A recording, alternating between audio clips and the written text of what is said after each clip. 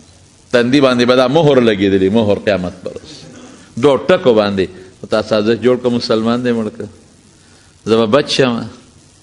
زه به بچ شم، دنیا کې به بچ شې، قبر کې به څه کې، زه به بچ شم، آخرت کې به څه کې. او بچ کېدل نشته، خبرې ښکاره کېږي. پښتانه وي دیوالونه ملونه وي، یا به تم لاس مروړ وی اوهو هغه لاړ غریب، اخو اسم مړ شو، غریب خو لاړ اسم مړ شو، هغه سره خو که تا ظلم کړي شهید دی که، اخو جنت ته په لنډه ور ورسېده. لیکن تا ظالمه سونه او درد او مور دی ولا سونه او درد ولا د ماشوم چې دا مور لوی کړی دی په اسانه لویږي، پلار دی ولا سونه او درد، قوم دی ولا سونه او درد. یا ظالمه د 15,000 روپو دپاره، 1,00,000 روپو دپاره دا تاسو وګورئ نن دا کشر کول ټول په دې غم اخته دی. دا څو مړي شو په دې څو ورځې کې، پیسو دپاره بل څه دپاره مړ کي بوځي او مړی کي او د هغې د پاسه بیا وروسته پولیس یې ونیسي، بیا پته ولګي. دی وایي دا خبره پټه پاتې شي، پټه خو پاتې نه شوه. سازش خطرناک شی دی، سازش به نه کوې، او که دې وکړه دنیا کې هم نشي پټېدی. واوره نبی کریم صلی الله علیه وسلم فرمایي وایي که یو ګناه دې داسې وکړه چې د هغې ضرر دې بل مسلمان ته ورسو، او تا د کیجاوې دننه په څاروي باندې کیجاوه پرته ده، ډولی پرته ده ډولی، او په ډولی کې دننه دې دا ګناه وکړه. ښه ده چې وړي ډولی کې ته دونه دغه دې تو کي، دومره څادرونه ته تو کي، دومره چې د دې ښځې هغه جامه هم د ناوې څوک ونه ویني. داسې ډولی کې ناست دی لکه د ناوې په شان په ډولی کې هېڅوک در سره نشته، او داسې غلطي دې دقه هلته وکړه، داسې غلطي دې وکړه چې هېڅوک در نه خبر نه دي، خو د مسلمان د تکلیف غلطي ده. وی دغه ډولی کې دننه دا ګناه به دې داسې راوباسم چې په مخلوق کې به دې وشرمو، پټېدی نه شي. خدای دپاره د خدای په خبره یقین وساتئ، د رسول الله مبارک په خبره یقین وساتئ. نه رسول الله دروغ وي نه خدای دروغ وي، رښتونې خبرې دي. د ابولهب ښځې به څه کول، هغې سپېرې چې بل څه نه موندل، نو څنګل ته به لاړه، نو غنې به یې راغونډې کړې. نو مالداره مو وي دا خپله کومه وی، نو غنې به یې را په شا کړلې، پړې به یې وتړه. تاسو خیال ونو پخوا به زموږ په دې وطن کې د خلکو چې دا ګیډي راوړل که نه، دا د بره وطن نه به خصوصا خلک رالل، نو هغه به یې داسې چل کو چې هغه په شا به یې رابار کول. زمون خلکو په سر باندې شی وړي، په اوږه وړي، او بعضې وطنونو کې دا رواجي چې د لرګو نه ښه مضبوط یو دغه ګیډۍ وتړي، هغه ګیډۍ اوچت کي ځان ته په یو لوړ ځای کېږدي او په شی راواړئ، او بیا ما ته پته ده هغې هغه یو پړی غوندې وي، هغه دې سینې ته واړئ، او د لاسونو سره هغه پړی کلک نیولي، پړې تړلې وي، هغې سینې ته کلک نیولي او شاته یې ښکته کړي، هغه په اسانه باندې پنډ وړي. دا چا خپل رواج دی. نو دا رواج و هلته کې هغه غنې به یې راجمع کړې راجمع کړې، او بیا به یو غټه تیږه وه، په هغه تیږه د پاسه به یې پنډو تړه، نو تیږې سره به ودرېده، او هغه غنې به یې په شا راواړولې، پړې به یې د سینې سره نیولې. د رسول الله مبارک ته تکلیف ورکو چې په لار راځي چې خپو کې غنې لاړې شي، خپې مبارکې خوږ شي، جامې وشلېږي، څوک ورکه راځي چې هغه هم تکلیف میلو شي. الله وایي مه کوه سازش، نه صبرېږي د سازش نه. دقسې د غنو لوی پنډې اوچت کو، او په یو تیږه د پاسه یې کېښود، او پړې په ته وتړه، او دې غاړه ودرېده چې دا پړې د ګېډې په شا راوړم، هغه پړې دې سینې ته کړه، خو چې ګېډې یې سینګ داسې په شا راوړو، جبریل علیه السلام ګېډې له بل طرف ته دیکا ورکړه. دا د هغه تیږې نه یو خوا ده، ګېډۍ بل خوا دی، هغه پړې دې مرۍ ته پرېوته. وامرأته حمالة الحطب. یو معنی دا ده، یو معنی بله ده چې دا د پیغمبر غیبت کوي، کنځل کوي، سپکې وي. یو معنی دا ده عقل ته پالسي شوه، غنې راونه رسېدې، لیکن غنو خپله د خدای قهر ته ورسوله، عذاب ته ورسوله. نو عبدالرحمن بابا خوځه کوي کوهی مه کنه د بل سړي په لار کې، چېرې ستا به د کوهي په غاړه لاړ شي. نو سازش خطرناک شی دی. مسلمان سره مدد وکړه. نبی علیہ السلام فرمایي وی ظالم سره مدد وکړه، مظلوم سره مدد وکړه. صحابه ته تپوس کی الله رسوله د ظالم د مدد خو مونږ پیژنو، د مظلوم د مدد خو پیژنو، ظالم سره څنګه مدد وکم؟ وی ظلم نه منې کا، هغه ظلم کوي منې کا، دا د ظالم سره مدد دی. ګناه نه دی بچ که، ظلم نه دی بچ که، هغې نه منې که. نه نه نه، مونږ چې ظالم لږ ظلم کوي زه دې ملګری یم، ته کله شه راونیس، هېڅ پته یې نه لګي، مړه غیب یې که پته به یې مو نه لګي، مړه لرې که ورکې که مخې نه یې خوا که پته به یې ونه لګي. اها، پته به ونه لګي، خو ستا به پته ولګي. الله فرمایي ولا یحیق المکر السیئ الا باهله. چاله چې خطرناک سکیم او سازش جوړی پوه شه چې دا پیکړه ځان تا چو، هغه وخت سره سوچ وکړه چې دا پیکړه زه بل ته نه اچومه، دا پیکړه جوړوم بل له خو دا به زما مری کې پرېوځي، دا به زما د زوی مری کې پرېوځي، دا به زما د پلار مری کې پرېوځي، په دنیا کې به هم پرېوځي او په آخرت کې به هم پرېوځي. دا خو موږ په سترګو ولیدل که صابري څوک سامري د موسی علیه السلام زمانه کې زرګري به یې کول، یو ښه عمل دی، خلک کوي هر قسم عملونه کوي، زرګري به یې کول. موسی علیه السلام چې کله د بني اسرائیلو نه ځان سره واغېښتلو ته نو دوی یې کالي د دې فرعون د قوم نه راغونډ کړله. هغه واقع اوږده ده خو مختصر، مونږ واده لځو، مونږ کې خادي ده، دوی خو نوکرانو ده فرعون د قوم، ښځو وړو به ټولې نوکرۍ کولې، ماله کالي راکړه زمونږ نه یې راغونډ کړل. چې کله دوی لاړل د فرعون قوم خدای هلاک که، موسی علیه السلام او قوم بچ شو، او موسی علیه السلام تور ته لاړ، غر ته لاړ، الله پاک سره ملاقات ته لاړ، او الله وغوښته چې راشه زه یو قانون دله در کوم چې دا بني اسرائیل ژوند تیری چې د هغه قانون مطابق ژوند تیر کړي، یو کتاب دله در کوم. نو موسی علیه السلام هلته لاړو، 10 ورځې یې هلته یو چله وویستله، مونږ ورته چله وایو،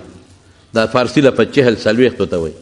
دا خو 10 شوې اخره کې 40 شوي دي. 10 ورځې الله ته عبادت وکړو، 10 ورځې پسې الله سره ملاقات او مسواک یې ومږه، الله په هغې یو پوټې غوندې دغه شو چې تا مسواک ولې ومږه، نو دا روجهدار د بوی د خولې نه چې وځي هغه په ما د مشکو نه خشته لګي،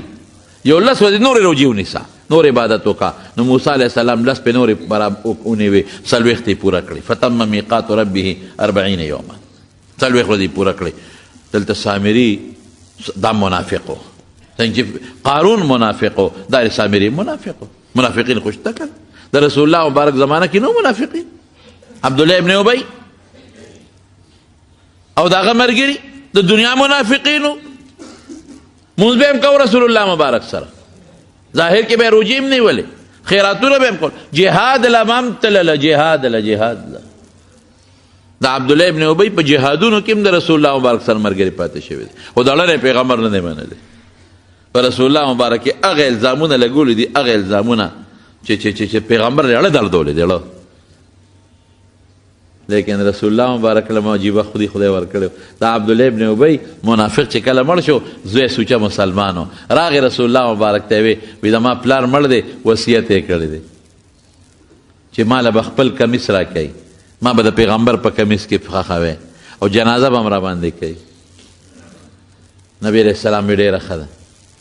ګوره منافق دی، ظالم بچي څومره سپیره دی، دومره خو منې چې د کمیس به ماله فایده راکړي، جنازه به ماله فایده راکړي، او زوی سوچه مسلمانو. کله کله د پلار د رسول الله مبارک په سر به پلار سره په جګړه مو راغی نبی علیه السلام لا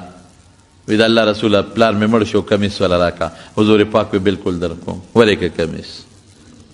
ولې ورکړه؟ ځکه یو وخت چې عباس د نبی علیه السلام تره د بدر په قیدیانو کې گرفتار شو، نو کمیس یې نو دی عبدالله ابن ابی د پیغمبر علیه السلام تره عباس د کمیس ورکړی،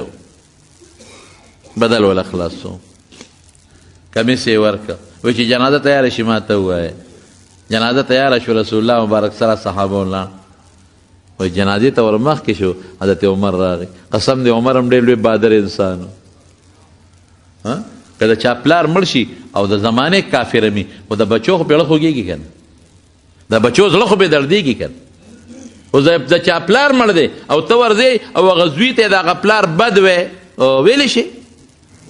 هسې که بد وی بیله ده، خو چې پلار مړ پروت دی او ته دې زوی ته وی مړه ستا پلار خو ډېر خراب سړی و، دو والله که ته روغ روځې زما مړ پلار دی زما اړه دړ دی زما پلار پسې خبرې کې خو چې څنګه جنازې ته ور مخکې شو حضرت عمر نیغ راغی سینې سره ورته ودرېده الله رسول په چا جنازه کې د خدای په دشمن د خدای دشمن دی یعنی ټول قوم یې ولاړ دی د خزرج قبیلې و لوی قوم یې ولاړ دی بچی ولاړ دي نوسی ولاړ دي ریرونه ولاړ دي رشتہ داران ولاړ دي لیکن عمر کی ایمان په چا جنازه کې د خدای په دشمن علی عدو الله د خدای په دشمن جنازه کې القائل یوم کذا وکذا کذا وکذا پلان کې ورځ نو ولې چې دا تاسو نه کې دا ولګول تاسو نه دی لګول رسول الله مبارک مسکی مسکی مسکی مسکی مسکی اخواشه خلي عني يا عمر اخواشه نه مکه وجلان د پدې ظالم هغه پلان کې ورځ دا خبرې نه دی کړې کمیس ولا ورکه او جنازه پې کې نبی رسول الله اخواشه خلي عني اخواشه معنا عمر اخواشه وینه بکې جنازه دا دشمن دی د خدای مکه په جنازه اخره کې وته وی خدای دته نه دی ویلې الله قرآن شریف کې اعلان کړو استغفر لهم او لا تستغفر لهم ان تستغفر لهم 70 مره لن يغفر الله لهم کته ولا بخنه غواړي کنه غواړي نه بخم الله که او یا کرته ولا بخنه غواړي بیا نه بخم نو عمر فورا د آیت ورته وی ته خدای نه منې کړي وینه نه منې کړي وی تا ته نه دی ویلي چې او یا کرته بخنه غواړي نه بخم وی عمره که ما ته پته ولګي چې د او یو کرتو نه په زیاته بخي زیات والا وی دا خوښه عمره غوږ کې ورته پټ بیا وی عمره زما په جنازه دی نه بخلي کېږي منافق مړ دی زما کمیس دله اس فایده نه ورکوي ولکنی اريد ان یسلم 1000 من قومه که خدای دا قوم مسلمانان که وی به چې زمونږ په مشر جنازه وکړه نو دا قوم به لږ که پړه کې لږه رغبت اسلام ته پیدا شي د هغوی د زړه دپاره کومه د دې قوم که خدای پاک دا قوم چې ترا بیدار کی او دا قوم خدای پاک مسلمانان کی دې د خاطره کوم واقع مغسې وشو رسول الله مبارک په جنازه وکړه او د پیغمبر د جنازې مبارک د جنازې د برکت نه د عبدالله ابن ابی په زرګونه قوم خدای مسلمان کړ نفاق ختم شو چې الله ته دا مقصد واغېسته فورا آیت نازل شو ولا تصلي على احد منهم مات ابدا ولا تقم على قبره دینه پس به د منافق او د کافر په قبر نو درېږي او جنازه به نه کړي بس عمر خبره ټیک وه خو حکمتن مونږ وی پرېږده خیر دی څومره ساده شي څومره خدای وشرماو عبدالله ابن ابی پټ پاتې نه شو چې کوم سازش یې د رسول الله مبارک خلاف کړی دی یو جهادي سفر کې د پیغمبر علیه السلام خلاف سازش وکړو یو مهاجر او د یو انصاري جګړه په اوبو راغله مهاجر انصاري له سپېړه ورکړه او بیا جګړه جوړه شو انصار او مهاجر یو بل سره مقابله کې شو نو عبدالله ابن ابی ته موقع میلاو شوه لئن رجعنا الى المدینه لیخرجن الاعز منها الاذل که مدینې ته لاړو دا ذلیلان به وباسو عیاذا بالله صحابو ته نسبت وکړو رسول الله مبارک ته نسبت وکړو زید ابن ارقم چې دا خبره مې واورېده تره ته مې ووی چې دا د خدای وي تر مې لاړ رسول الله مبارک ته الوی رسول الله مبارک عبدالله معامله خو دفع شوه بیا عبدالله ابن ابی راغوښته وي تا دا ویلي دي قسم وخوړ ما نه دی ویلي تره مې راغی وي زید ابن ارقم په خلکو د الزام لګې ورشه هغه قسم وخوړه اوس پیغمبر تا نه خفه دی چې په خلکو الزامونه لګوي فورا الله قرآن شریف کې آیت نازل کړي زید ابن ارقم رسول الله مبارک راغوښتم وی راته وایي چې بچې ستا خدای تصدیق وکړه تا ټیک ویلي دی هغه په دروغه قسم وخوړلی سازش بې نقاب نه شو قرآن سازش بے نقاب کا قرآن تر ننه پوری مونږ ته ښکاره کړه چې عبدالله ابن ابی منافق مړ دی عبدالله ابن ابی کافر مړ دی عبدالله ابن ابی د منافقینو سردار دوزخ له تللی دی نو سازشونه دا ډېر خطرناک شی دی د بل په مرګ کې د مسلمان په بېعزتۍ کې د مسلمان په عزت اخیستو کې او د مسلمان په مرګ کې د مسلمان دولت ته سترګې خړولو کې پام کوي مسلمانانو توبه وباسئ چې سازش کې شریک نشئ پام کوه که درته پته وي چې د پلانکي خلاف یو سازش جوړ دی په څه طریقه خبر کا امنې کا ظالم منې کوې نه ګناه مه ګټه د خدای نه ویرېږه